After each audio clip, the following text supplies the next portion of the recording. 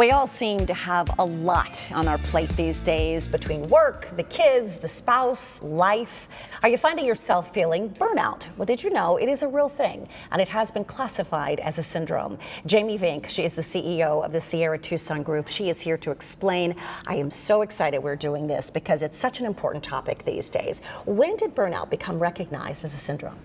Burnout became recognized as a syndrome in mid-2019, so not that long ago. Wow, not even a year ago. No. So it's so new. And why is it classified as that? It's classified as a set of symptoms that impact us, and they can be seen as exhaustion, depletion, cynicism, lack of purpose, and it really legitimized burnout rather than just being tired. Right, so it's important that we recognize that we have those symptoms. And what will we see? What will we feel?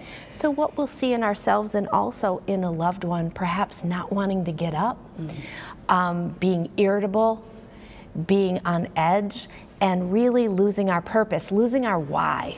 That why am I doing this? My profession no longer has meaning. Those kinds of things. I love that. I loved it when you said it to me before. Understanding the why. That is such a simple thing that we may do. But you said it's treatable. Oh, it absolutely is treatable.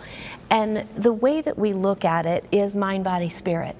The way that we look at any other disorder, any other collection of symptoms. And the way that we treat it is by looking at the organization and what are the expectations, what's going on that's making you feel as though you're not meeting up to standards and you are not, that you're not performing the way that you want to perform. Right, and the World Health Organization, you said that they have not identified this syndrome as a medical condition, but rather an occupational phenomenon. What does that mean? What that means is that typically it begins in an organization, and we look at an organization that simply the demands are too high, that the expectations are too high, and not enough resources for people to perform. And that sort of creates that on the wheel, so I can't keep up. And then we also lose our lack of balance. We lose our balance in life. And then we have that thought that we are always on 24/7. That's the cultural factors that we talked about, right? And the thing about the cultural factor is that with technology, the expectation has shifted that we are accessible 24/7, even when we're out sick and even when we are on PTO. Ironically, those are often the people in an organization that are moving ahead, that are getting rewarded. And so what we're trying to do is to look at leaders and to reinforce that it's good business and that it's good for the organization if we ourselves can model appropriate, balanced behavior. Right. So how does Sierra Tucson deal with burnout? So the way that we do it is that we have a program that is called our Executives Program.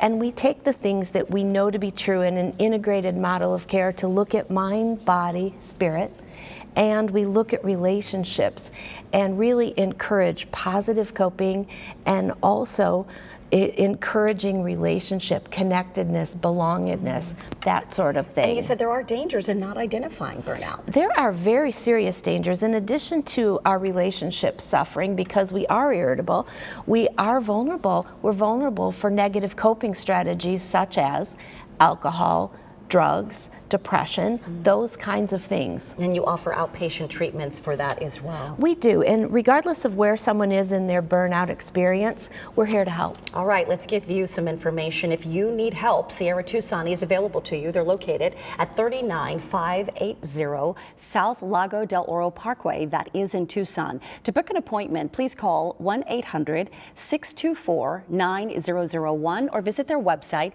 sierratucson.com.